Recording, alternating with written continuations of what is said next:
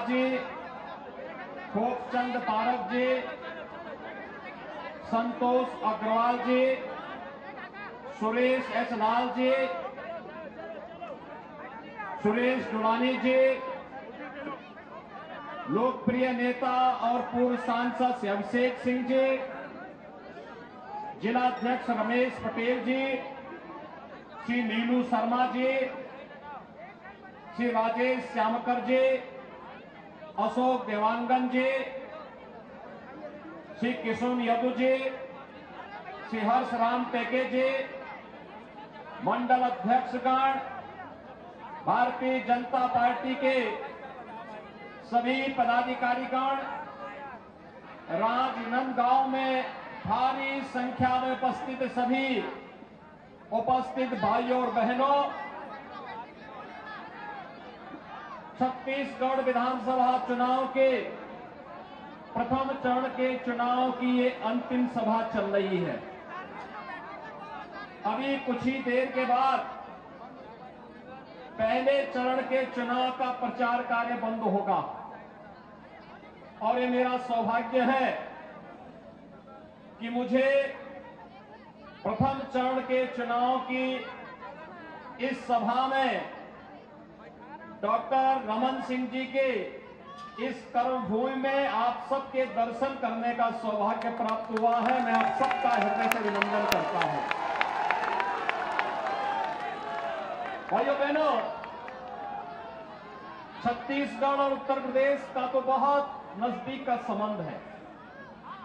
ये उत्तर प्रदेश वासियों का ननिहाल जैसा है। भगवान राम की मां कौशल्या माता का मायका छत्तीसगढ़ ही है। और मैं आज आपको एहसास कराने के लिए आया हूं। जब डॉक्टर साहब मुख्यमंत्री थे तो उस समय इन्होंने घोषणा की थी कि मैं ननिहाल में पहले मंदिर का निर्माण करूंगा और ननिहाल में जब मंदिर का निर्माण होगा तो उत्तर प्रदेश में डबल इंजन की भाजपा की सरकार आएगी और राम मंदिर का निर्माण होगा। और भाइयों बहनों, डॉक्टर साहब जब यहां पे मुख्यमंत्री थे तो रायपुर में भगवान राम का भव्य राम मंदिर का निर्माण हुआ था। राम मंदिर के उद्घाटन में मुझे आने का सौभाग्य प्राप्त हुआ था। और भाइयों बहनों, देखते ही देखते 17 में उत्तर प्रदेश में भारतीय जनता पार्टी की सरकार आई। डबल इंजन की सरकार है, डबल ताकत के साथ कार्य करती है। प्रधानमंत्री मोदी जी के कारण आज 500 वर्षों की समस्या का समाधान हुआ, मंदिर बन रहा है और जनवरी में रामलला अपने मंदिर में विराजमान भी होंगे।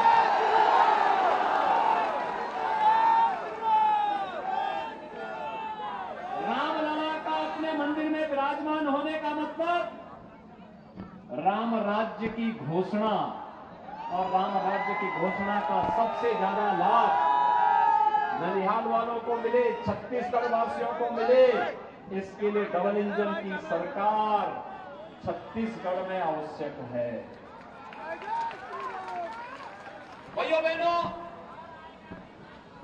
कल भी और आज भी कई सभाओं में मुझे जुड़ने का अवसर प्राप्त हुआ और मैं कह सकता हूं, प्रधानमंत्री मोदी जी के नेतृत्व में भारतीय जनता पार्टी की लहर है और छत्तीसगढ़ में भी मैं देख सकता हूं उसका असर है।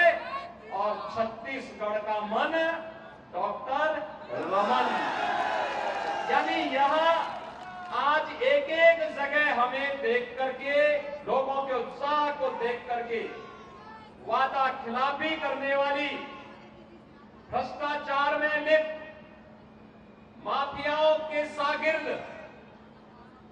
भूपेश बघेल की सरकार, कांग्रेस नेतृत्व की सरकार अपने संस्कारों के अनुरूप छत्तीसगढ़ के अस्तित्व को पूरी तरह मिटाने में तुली हुई है। भाइयों बहनों, इसीलिए तो मैं आज आपको एहसास कराने के लिए आया हूं। घोटाले पे घोटाले मैंने तो देखा एक ही प्रगति हुई है। बिहार में लालू जी ने चारा खाया और यहां पे कांग्रेस गोबरी पचा जा रही है। आपने देखा होगा ना, दोनों शागिर्द हैं बिहार में, दोनों एक साथ हैं। कांग्रेस और आरजेडी का गठबंधन बिहार में है, दोनों मिलकर काम कर रहे हैं। संस्कारों का क्या असर पड़ता है, या हमको देखना हो तो कांग्रेस के ऊपर देख सकते हैं। जिस भैंस के चारे को लालू जी पचा गए थे अपने शासन में, आज कांग्रेस ने उससे भी 2 कदम आगे चल करके गोबर को ही पचाने का काम शुरू कर दिया। कितना बड़ा घोटाला, कोयला घोटाला, युवाओं को मिलने वाली नौकरी में घोटाला, खनन का घोटाला, और घोटाले पे घोटाले की ये सरकार किस हद तक कार्य करना प्रारंभ कर दी है। यानी पहले तो वायदे खिलाफी की, फिर जनता को मिलने वाली योजनाओं में इन्होंने बंदर बांट किया, और अब भ्रष्टाचार की एक नई इबारत खड़ी करते करते छत्तीसगढ़ के विकास को ही बाधक करके इसके अस्तित्व को पूरी तरह समाप्त करने पर उतारू। भाइयों बहनों, जिस छत्तीसगढ़ के प्रकृति और परमात्मा की असीम कृपा से जो छत्तीसगढ़ प्राकृतिक संपदा से भरपूर है, प्राकृतिक संपदा से, अपनी वन संपदा से, खनन संपदा से, प्रकृति के अनमोल रत्नों का खजाना है, जिस छत्तीसगढ़ को डॉक्टर रमन सिंह जी के नेतृत्व में एक विकसित छत्तीसगढ़ के रूप में स्थापित होते हुए छत्तीसगढ़ ही नहीं पूरी देश और दुनिया ने देखा है, आज छत्तीसगढ़ फिर से सिसकियां दे रहा है। वहां पर फिर से जिस प्रकार की स्थितियां देखने को मिल रही है, वह हम सब के लिए चिंताजनक होनी चाहिए। और भाइयों बहनों, एक और मोदी जी विकास के लिए पैसा भेज रहे हैं। पिछले 5 वर्षों में जितना पैसा आया हर घर नल के लिए, पैसा यहां जमीन पे नहीं लगा। गरीबों के लिए आवास का पैसा आया, जमीन पे नहीं लगा। स्वास्थ्य के लिए पैसा आया, यहां पे जनता को लाभ नहीं मिला। यहां पर किसी भी योजना के लिए पैसा आया, भाइयों बहनों, वो पैसा यहां नहीं लगता है। 5 वर्ष में हमने उत्तर प्रदेश में 55 लाख गरीबों को एक आवास दिया है, 55 लाख गरीबों को। और यहां पे 16 लाख गरीबों का पैसा भी ये हजम कर गए।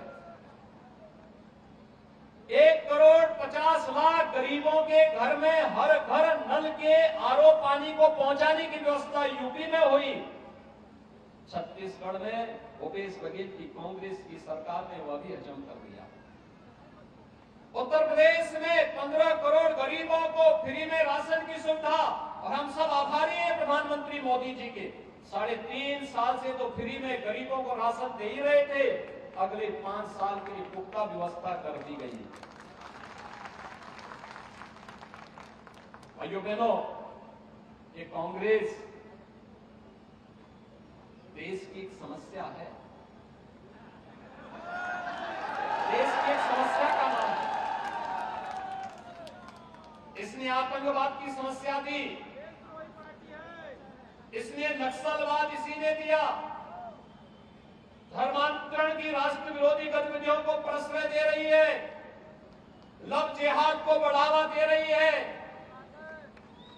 अगर डॉक्टर रमन सिंह जी मुख्यमंत्री रहे थे तो क्या कवर्धा में कर्फ्यू लगता? क्या रामनवमी के जुलूसों को बैन करता क्या कोई? क्या गौ कसी और गौ तस्करी की घटना का अड्डा छत्तीसगढ़ बन पाता? भाइयों बहनों, ये सरकार सुविधाओं से वंचित कर रही है, तो आज इसको वोट से वंचित कर दीजिए। और उपचार एक ही है, जो देश के साथ गद्दारी कर रहा हो, जनता जनार्दन के साथ धोखा कर रहा हो, राजनीति को माफिया और अपराधियों के शिकंजे में जबरन उनके मुंह की ओर धकेल रहा हो, उसका उपचार आपका एक वोट है। और रोड से बनने वाली डबल इंजन की भाजपा की सरकार अपने आप ही उसको रौंदने का काम चुनाव के बाद अपने आप ही करती है। आखिर कितने बड़े बड़े माफिया यूपी में थे, वहां तो सब ठीक हो गए ना। आज उत्तर प्रदेश में तो दंगा नहीं है ना। भगवान राम का जन्म उत्तर प्रदेश में हुआ। उत्तर प्रदेश में भगवान राम ने पूरी अपने 14 वर्ष के वनवास कालखंड को छोड़ दें तो ज्यादातर समय उत्तर प्रदेश में रहे, लेकिन आज वहां दंगा नहीं होता है। लेकिन भाइयों बहनों, जब से कांग्रेस की सरकार आई तब से छत्तीसगढ़ में दंगे हो गए। मुझे याद है जब पिछली बार यहां पर हुआ, कल मैं एक सभा में था, वहां पर ईश्वर साहू नाम का एक कार्यकर्ता मिला। उनके पुत्र भुवनेश्वर साहू की हत्या कर दी गई क्योंकि उसने लव जिहाद के खिलाफ आवाज उठाई। उसने लव जिहाद के खिलाफ वहां पे आवाज उठाई थी, इसलिए उसकी हत्या कर दी गई। और हत्यारों को कांग्रेस का समर्थन। भाइयों बहनों, कल रतन दुबे नाम के कार्यकर्ता की बस्तर में हत्या हुई। हत्यारों को कांग्रेस का समर्थन, नक्सलियों ने हत्या की, उसे कांग्रेस का समर्थन। आखिर हत्याओं का सिलसिला कब तक चलेगा? गरीबों के हक पर कब तक डकैती पड़ेगी? विकास की योजनाओं में कांग्रेस कब तक बाधक बनती रहेगी? और भाइयों बहनों, राष्ट्रीय सुरक्षा और स्वाभिमान के साथ एक कांग्रेस कब तक खिलवाड़ करती रहेगी? इसका अवसर है 7 नवंबर।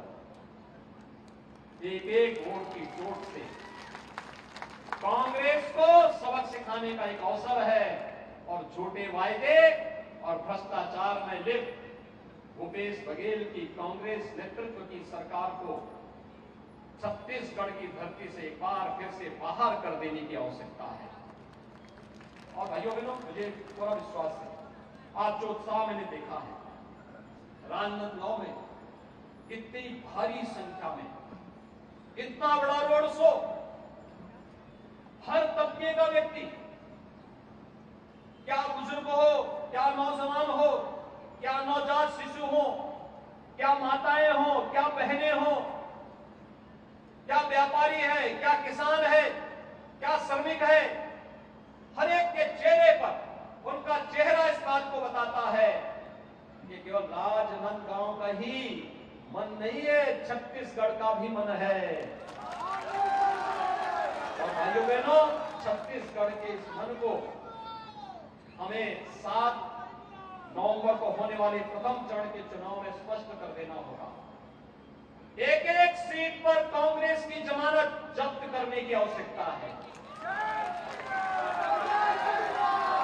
डॉक्टर रमन सिंह जी के समर्थन में आपका आशीर्वाद मिलेगा, क्योंकि ऐसा जनप्रतिनिधि मिलना संत स्वभाव का, सरल, सहज, प्रत्येक व्यक्ति को गले लगाने वाला। मैं आज से नहीं, भाइयों बहनों, पिछले 25-30 वर्षों से उनके कार्यों को बहुत नजदीक से देखता हूं। हर एक व्यक्ति के साथ पूरी सहजता के साथ, सरलता के साथ, वे मुख्यमंत्री रहे हो, एक विधायक के रूप में रहे हो, एक सांसद के रूप में रहे हो, या एक केंद्रीय मंत्री के रूप में, अपनी सहजता, अपनी सरलता और समाज के प्रत्येक तबके के प्रति उनके मन में सहृदयता का भाव पैदा होना, यह एक बड़ी बात है। और उसी के प्रति आप सबका आह्वान करने के लिए आज मैं राजनांदगांव में आया हूं। 7 नवंबर को होने वाले चुनाव में भारतीय जनता पार्टी के डंके को बजा करके दूसरे चरण के लिए संघनाद कर देने की आवश्यकता है। क्या आप लोग तैयार हैं? छत्तीसगढ़ तैयार है? राजनांदगांव तैयार है? तो भाइयों बहनों, कमल चुनाव चिन्ह पर भारी बहुमत से भारतीय जनता पार्टी को विजयी बना करके छत्तीसगढ़ के भाग्य को डबल इंजन के साथ जोड़ देने की आवश्यकता है। आप सब भाइयों बहनों, छत्तीसगढ़ में यहां पर डबल इंजन की भाजपा की सरकार बनेगी तो राम राज्य की स्थापना का मार्ग प्रशस्त होगा, क्योंकि अयोध्या में रामलला का विराजमान जनवरी में होने वाला है। होने वाला है ना? सभी सहमत हैं? सभी सहमत हैं? तो भाइयों बहनों, उत्तर प्रदेश और देश की खुशी से ज्यादा खुशी तो ननिहाल वालों को होनी चाहिए।